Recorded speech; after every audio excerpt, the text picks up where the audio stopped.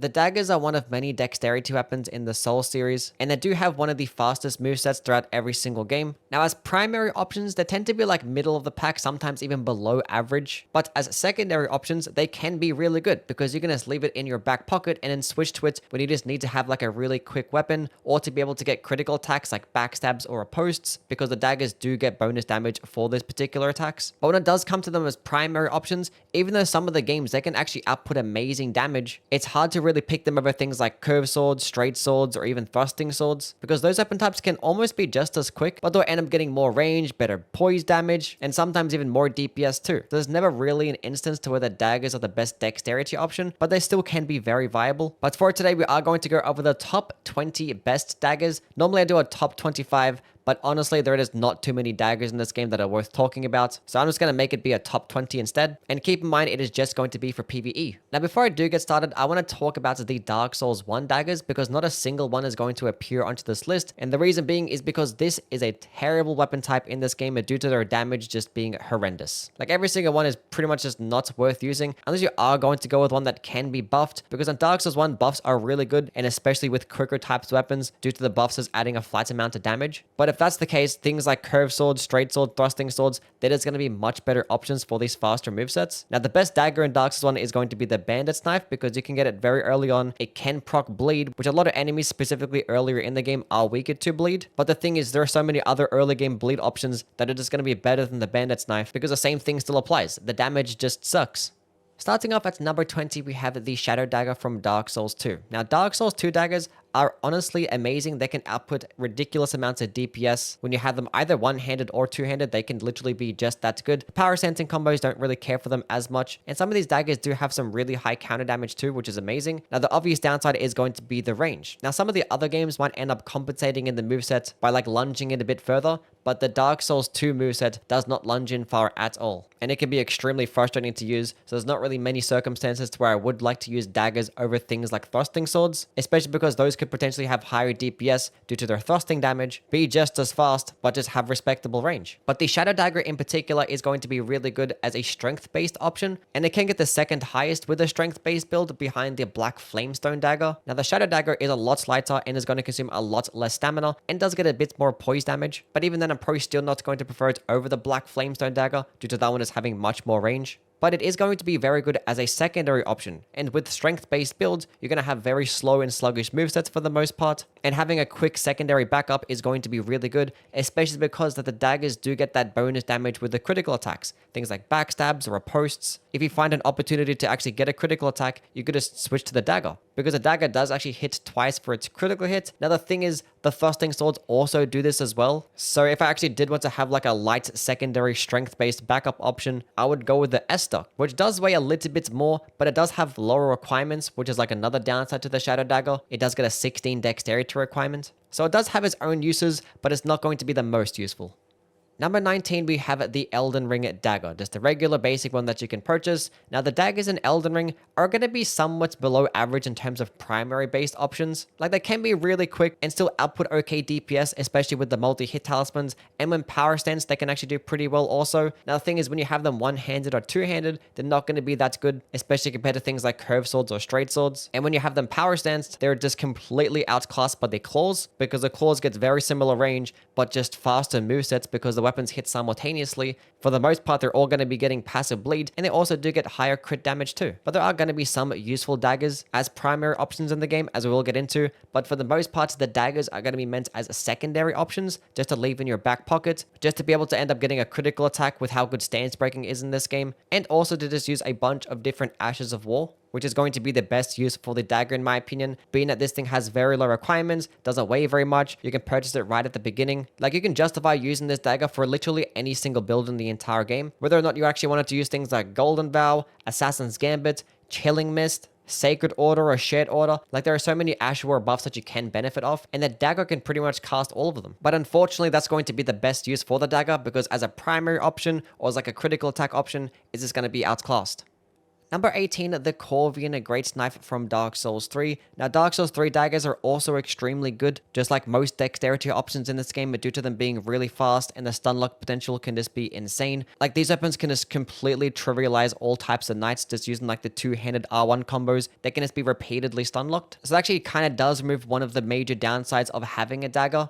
The fact that it might just end up getting less poise damage, but like nothing has poise in Dark Souls 3, so it's not that big of a deal. But the range can definitely still be an issue, and compared to things like straight swords and curved swords, they're going to have nice horizontal swipes. They're going to be better at dealing with ganks as well. And the Corvian GREATKNIFE is going to be one of the best options. One, due to its really high base damage. So earlier in the game, or the elemental infusions, this thing can be really good. But unfortunately, it does get really bad scalings with any single infusion. So once you get later on into the game, you're definitely going to notice that the other daggers are going to do more damage, but it's still going to end up making it to the top 20 purely because of its range. This thing has like curved sword types of range, so it definitely does help mitigate one of the issues that the daggers do have. Now with its small range, it is going to weigh a bit more and actually have a higher stamina cost, and the range isn't really that much more than the other daggers to warrant it getting that much less damage, especially once you get later into the game, and especially because its skill in blind spot I'm going to find less valuable than quick step, because blind spot, although pretty good against like shielded enemies or to get some nice poise damage off, it's going to be a lot more situational than quick step is, because quick step in this game can just be broken.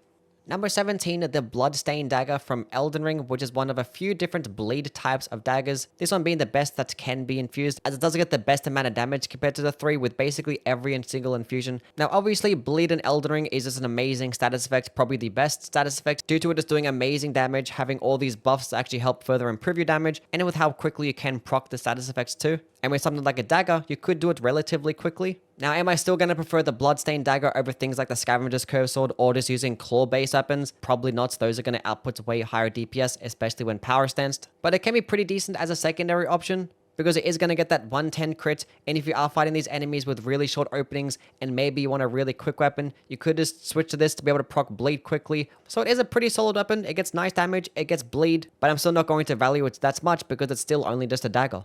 Number 16, the Dark Souls 2 dagger. Just the basic generic dagger is honestly an amazing weapon in this game, because as I mentioned earlier, daggers can actually output amazing DPS, and with the Dark Souls 2 dagger in particular, it actually does get tied for the highest amount of counter damage at 150. Now the daggers only do get 10 poise damage, but they attack extremely fast, and when throwing on things like the stone ring, you can also poise break at a decent rate. But as I mentioned, the major downside is going to be its reach and its really bad lunge. And funnily enough, you can actually like stagger like smaller trash mobs further than you can actually lunge. So you're actually going to hit them out of your range, which can be extremely annoying. But it doesn't change the fact that the dagger could still be a really good primary option. But I think better yet, it's going to be good as a secondary option to dexterity builds. Just as I talked about the Shadow Dagger with a strength-based build. If you do have a dexterity build, you could just slap the dagger into your back pocket and then switch to it when you want to get like a critical attack. But the thing is, thrusting swords kind of already do that. Like you can just put the rapier in your back pocket and it'd probably end up being better. Like if the piercing swords or the thrusting swords didn't exist, I would value daggers a lot more. But unfortunately for the daggers, they do. Number 15, the Bandit's Knife from Dark Souls 3. Now, at this point, all the daggers are going to be really good, and I actually wanted to put the Bandit's Knife a lot higher onto the list, but the options that do follow this are actually going to be amazing as well. But the reason why the Bandit's Knife in Dark Souls 3 is actually an extremely good option is because it does get some of the highest damage with a dexterity build, but it also gets passive bleed. And bleed in Dark Souls 3 is also extremely good. There are a decent amount of enemies that are weaker to it, especially bosses, and you do have your own specific types of buffs or infusions that could actually help alongside your bleed-based build. Now, typically with the Dark Souls 3 daggers, I'm still not going to really prefer them over things like straight swords or curved swords. But when it does come to those weapon types, they definitely do lack a lot of bleed. So it just inherently makes the Bandit's Knife more useful. It's still not going to get as much damage as some of the other daggers, but the fact that it has bleed alongside with it means that it can potentially be the highest one. So if you just wanted like a traditional dagger type of build, where you just have it two-handed and go ahead and spam away, use things like quickstep, which I haven't really mentioned as well. This weapon skill is just like a better dodge, as it does give you so many iframes, and it can just be spammed over and over again, low stamina cost, very quick recovery frames. You can track with it as well. It doesn't really go as far as a regular dodge roll, but being that the dagger range is not really that good anyway, it kind of makes for a better complement. So yeah, if you wanted a traditional dagger-based playstyle, I would go with the Bandit's Knife. Number 14, the Black Flamestone dagger from Dark Souls 2, which this is the biggest dagger in the entire series. Like, this thing has ridiculous amounts of range for some reason. And it also does have some of the most damage as well. In fact, with a normal infusion with like a high leveled quality build, this thing can actually get the most amount of damage. Now, with other different types of infusions, the Royal DIRK can actually out-damage it. and that weapon gets basically the exact same moveset, but obviously just a bit less range. Now the one-handed moveset for this weapon is just going to be like the straight sword type of moveset, and the fact that you're still getting dagger damage means that it's not going to be that good, but when you do have it two-handed, it still retains the dagger moveset, and you're just getting straight sword types of range. And as I mentioned with the daggers, the worst thing about them is just going to be their range, because they have terrible lunge. Now unfortunately, it is going to be the heaviest dagger at roughly 4 units with the highest stamina cost, and for some reason also gets the least amount of poise damage, like it only gets 5 poise damage compared to the other daggers getting 10. And also in terms of its critical attacks, it doesn't get the dagger one for some reason, and it gets like the regular straight sword one. So therefore, you're just missing out on like twice as much critical attack damage. So unfortunately, it's not going to be that good as a secondary option. But as a primary option, it can be really good, but I still might consider it to be a bit outclassed by the Royal Dirk though. Number 13, the TAILBONE short sword from Dark Souls 3, which this weapon has the potential to be number 1 because its weapon skill can hit like an absolute truck. Unleash Dragon for 25 FP does this like wind-based projectile attack that can like send smaller enemies falling to the ground. The initial hit doesn't really do the most amazing amount of damage, but the thing is it actually can hit the same enemy multiple times, and against larger bosses, it can just completely destroy them. Like look at some of the damage that it's getting against these guys. It is just ridiculous. It can be the hardest hitting skill in the entire game. Now, unfortunately, there is a bunch of downsides with this. One, against smaller types of enemies, especially at point blank range, sometimes it can just do no damage or just do very poor damage. Two, it actually involves the enemy being on the ground. Like if an enemy has like really skinny legs, it's not going to really be doing that good damage, or if they're flying up in the air, obviously it's going to miss. And the dagger itself is pretty poor damaging, and it cannot be buffed. And I think worst of all yet, it has like an incredibly low drop rate too, which is really annoying. So the only good thing about the weapon is going to be its skill, which can be broken, but it can also be pretty shit, and you're just left with a very average damaging dagger. Number 12, the Dark Souls 3 dagger, just a regular, basic, generic dagger, is honestly amazing. It gets some of the most damage in class. In fact, with a pure dexterity build, it actually can be the highest damaging one, while also getting the highest crit damage too at 130. So any single time that you do have a critical attack opportunity, you can just go ahead and switch to the dagger, and it can work with any single infusion. So it doesn't matter the build at all because it does have very low requirements. Now, unfortunately, in Dark Souls 3, there wasn't really like a fully fleshed out stance breaking system, so critical attacks aren't going to be as valuable here. But the dagger itself is still really good. It can be one of the highest damaging, and it gets amazing crits. I'm probably still not going to prefer it much as a primary option over the black knife, which I just talked about, because that one also can get passive bleed. But I'm still going to prefer this one more overall due to its lower requirements and the fact that it does get that higher crit damage. Number 11, the REDUVIA from Elden Ring, which is a dexterity arcane-based bleed option that can get some okay amount of damage and okay bleed buildup. It's probably not going to end up getting as much as things like an occult bloodstained dagger or GREATKNIFE. Those can end up performing a bit better, and you can honestly slap the Bloodblade Ash of War onto those things and potentially get a better version of the REDUVIA, because it is a very similar skill, but it can do more damage for half the FP cost and also a lot less stamina cost. But the reason why I didn't put the Bloodstained Dagger higher on the list is because that particular build with Bloodblade is going to be better with like the Scavenger's Curve Sword or a Katana. And with those weapon types, the Bloodblade Ash of War just like completely blows REDUVIA Bloodblade out of the water. But that is not to say that the REDUVIA is useless, because one, it is a Sombra based weapon, so therefore it is going to be a lot easier to upgrade, and the fact that you get it really early on in the game, it can be one of the better early game options. Two, it does actually have higher base bleed buildup with its skill, so therefore you don't actually have to spec into a lot of arcane just to benefit off the bleed buildup, which is another thing. Bloodblade Ash of War only scales off arcane, where REDUVIA's skill can actually scale off both dexterity or arcane. So you do have a bit more flexibility, and with its split scaling and the fact that the skill scales off 2 different stats at higher levels, it can actually output more damage than Bloodblade no matter what. Now the thing is, it's still going to be a dagger, which as a primary option, as I've been mentioning, I don't really care for as much, even if Bloodblade still doesn't really get as much damage. If it means I can use things like a katana or a curve sword, I'd much rather have that. And also REDUVIA is going to have a faster animation and does not drain your HP only for that first initial cast. Because yeah, Bloodblade just for the first initial cast does drain 50 HP and have like a little cutting hand animation, which makes it a bit slower. But every consecutive input doesn't drain any HP at all. So with that sustained damage, it's just going to perform better. And yes, even if you do account for the Ritual Sword Talisman, it can still be the better option. But yeah, if it wasn't for Bloodblade Ash of War existing, the REDUVIA could easily be like top 5 because this skill is just broken. It's easily spammed, it goes pretty far, it's very quick, not that expensive, and it does like amazing damage and amazing bleed buildup.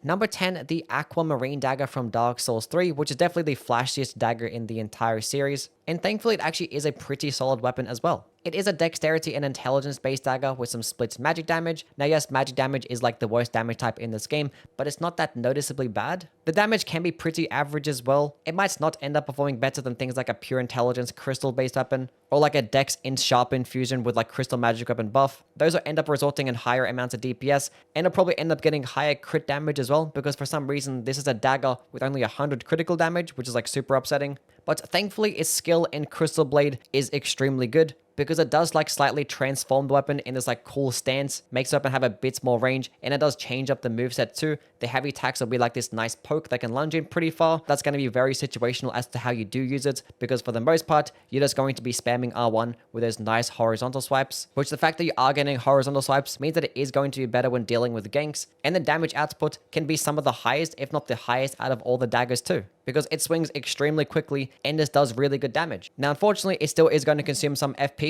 albeit not much, but more importantly than that, it consumes a lot of stamina, like twice as much stamina than like any other dagger. So if you do fight a boss with like a longer opening, it'd probably honestly be better if you just didn't use the skill, because you're going to be draining your stamina really quickly. But if you do have like those really short and concise openings where you just want to get like that burst damage in there, the Aquamarine dagger can honestly be the best option. Now the thing is, it does have like this small initial casting animation first, and if you do account for that, having to click L2 first and then click R1, some of the other daggers like the Brigand's Twin Dagger can just output more DPS no matter what, and that weapon's going to have higher crit damage, not consume any FP for its combo, and consume a lot less stamina. But thankfully, the Aquamarine dagger can actually go straight into the combo after rolling all while sprinting. You can lead off your combo that way, which makes it pretty good. But overall, when it does come to like ease of use and like DPS, I'm probably still not going to like it as much as the Brigand Twin Daggers, especially because those weapons do have better synergy with like the multi-hit rings, like the Pontiff rings or the Karthus beacon spell. You're actually going to proc them a lot faster with like regular daggers than you actually would with the skill of the Aquamarine dagger. For instance, to proc the Pontiff right eye, it only takes 2 hits for the Brigand Twin Daggers, but for the Aquamarine dagger, it takes 5 hits. And as for the Pontiff right eye, it only takes 3 hits for the Brigand Twin Daggers, but it takes 12 hits for the Aquamarine dagger. So if you do take into account those things and its higher stamina cost, it still not might end up being the best options in terms of DPS. But when it does come to like the really nice range, the nice horizontal swipe, the good damage that it can do in a small amount of time, having a nice option for a poking attack too, I think it is deserving to be in the top 10, but just not the best option.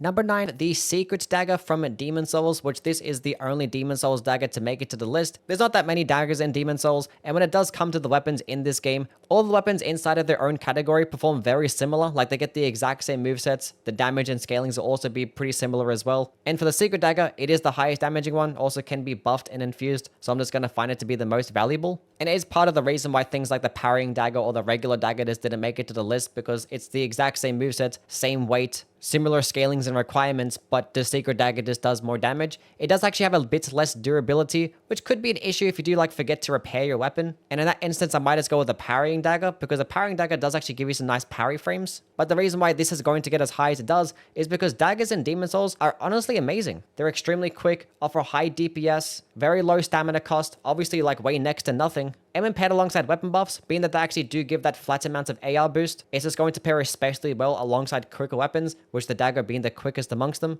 It can melt basically every enemy in the entire game. The only reason why I don't really care to use the daggers even then is because I would just rather use a curved sword, because curved sword can offer very similar benefits, be really fast movesets, high DPS, but just have much more range and actually lunge in further too. But the daggers still are useful because they still are faster, they're still going to have lower stamina cost, and they still have that higher crit damage.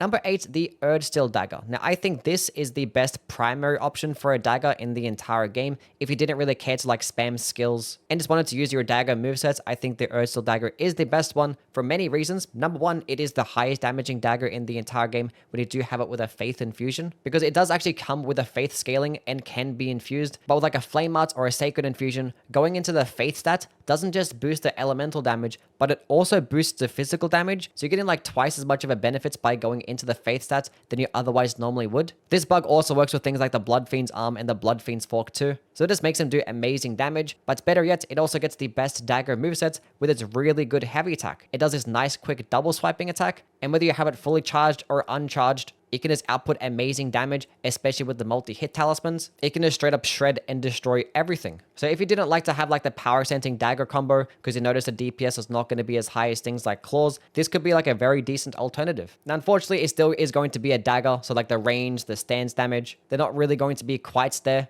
But as you can see with this heavy attack type of build, it can be amazing. Number 7, we have the MYTHA'S Bent Blade from Dark Souls 2, which this is a dagger that doesn't really get that much damage by any means. Does only get a B scaling and dexterity and cannot be infused nor buffed either. But it does have a bunch of other things going for it. The major reason being is that you can proc poison on it and you can proc toxic too. Like it has both status effects in one weapon, which is just absurd because poison and toxic are easily the best status effects in the entire game. A lot of enemies can be procced with them, and it can just make your damage output just be so much higher. It does take a little bit longer for the toxic to proc than the poison, but it'll only end up being like an extra 5 to 10 hits, which with a dagger is going to be very easy to pull off. Does it get like the basic dagger movesets, does get those poking heavy attacks, but it also does get the highest counter damage in the game too, at 150, which is tied with the regular dagger, which this counter damage can actually help compensate its low AR. And the fact that it is a dexterity weapon with a dexterity scaling and how fast that it is, you're going to be proccing poison faster with this than pretty much any other weapon in the game, especially if you do power stance them as well, which I typically don't really care for the power stancing combos for the daggers, but it can actually help proc the poison a bit quicker.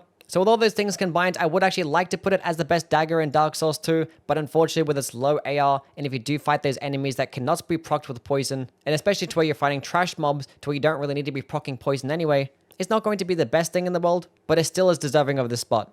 Number 6, the Black Knife in Elden Ring, which is a dexterity faith-based weapon. Does get the exact same moveset as the ERDSTEEL dagger with that really nice heavy attack, which has only gotten buffed over time to be extremely fast, and it is going to be the best attack that you can have, and it'll just end up outperforming just straight up light attack spamming. Now going with this build is obviously going to be much better with the ERDSTEEL dagger, but the reason why the Black Knife is going to be higher is because of its skill in Destined Death, which is a projectile attack that can go really far. You get infinite hyper armor, you get amazing damage, and best of all yet, it does do that Destined Death damage over time, to where it actually does decrease the enemy's max HP by a flat 10%, and make them take a couple more percent in terms of damage over a couple of seconds. And despite it doing holy damage, even if you do fight these holy resist enemies, it can just straight up destroy and melt them too. Now once you get to the DLC, unfortunately the Destined Death damage over time effect is actually nerfed, but a lot of enemies are weaker to holy damage in the DLC, so it's not going to be the worst trade-off. Like the only downsides of the skill is that it might be like a slightly bit longer animation, and the travel speed is not going to be the fastest, so some enemies might be able to dodge it, but it does have like a very nice horizontal spread, so even if enemies do try to dodge it, they'll probably end up getting hit anyway.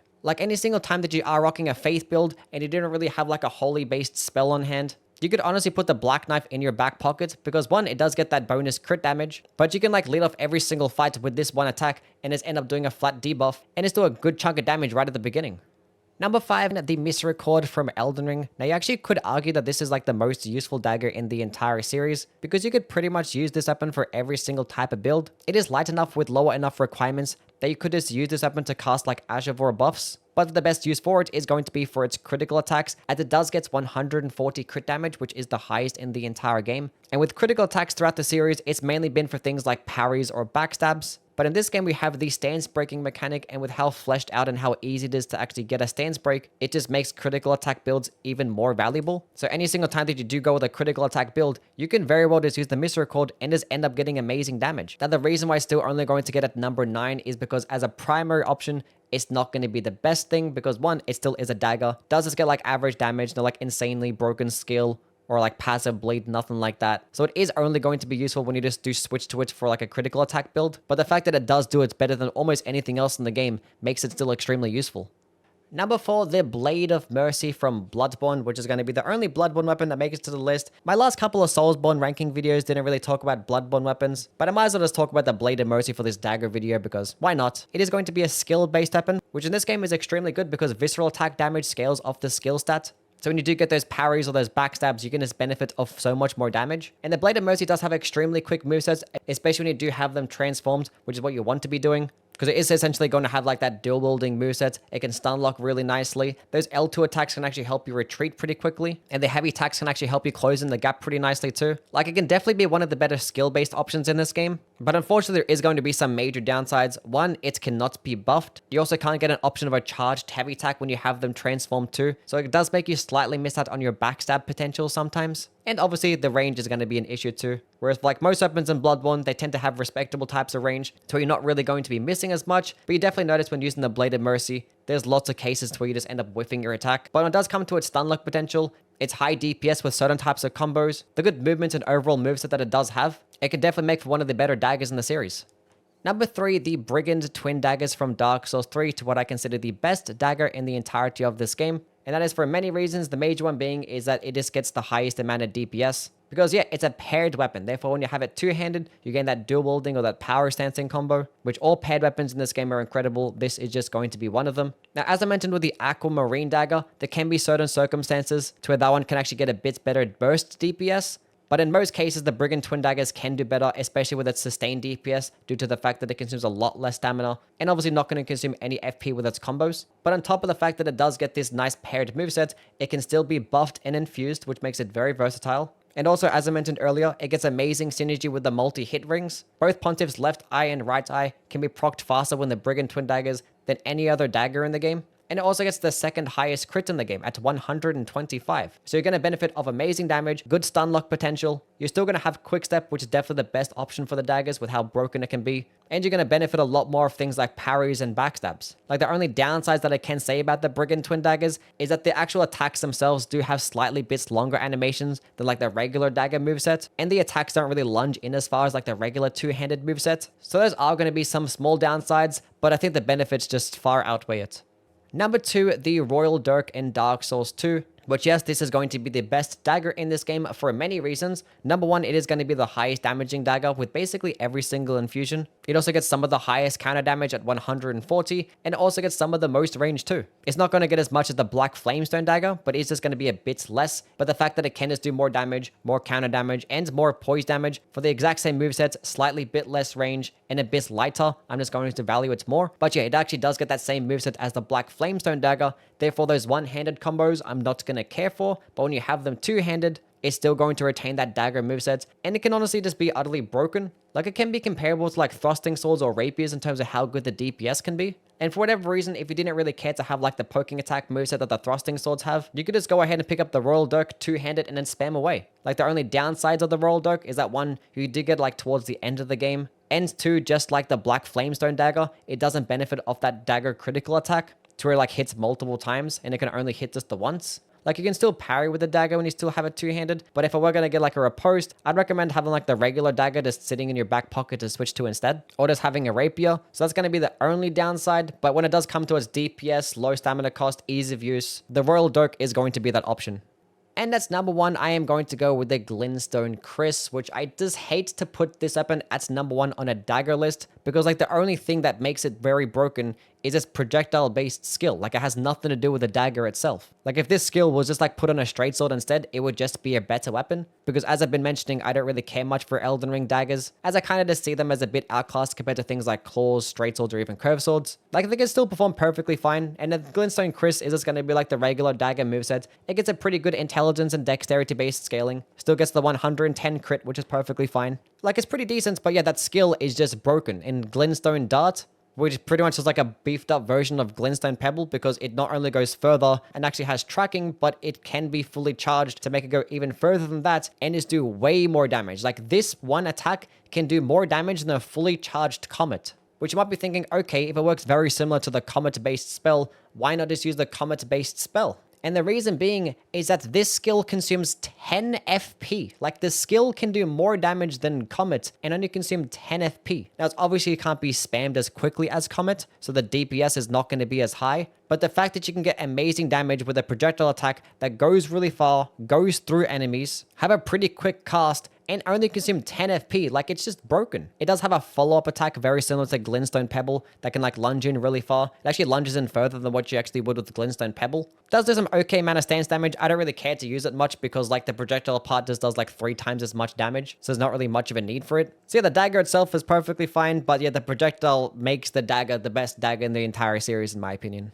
Okay, that is the video now done. As always, let me know what your opinions are down in the comments below. As for the next video, I am not too sure what to make. It's probably going to be some like more build videos, a bunch more Soulsborne videos, maybe going over the best faith builds in every single game. I know I wanted to make a video like that, so definitely do like this video and subscribe for that, and I will catch you guys around. Bye.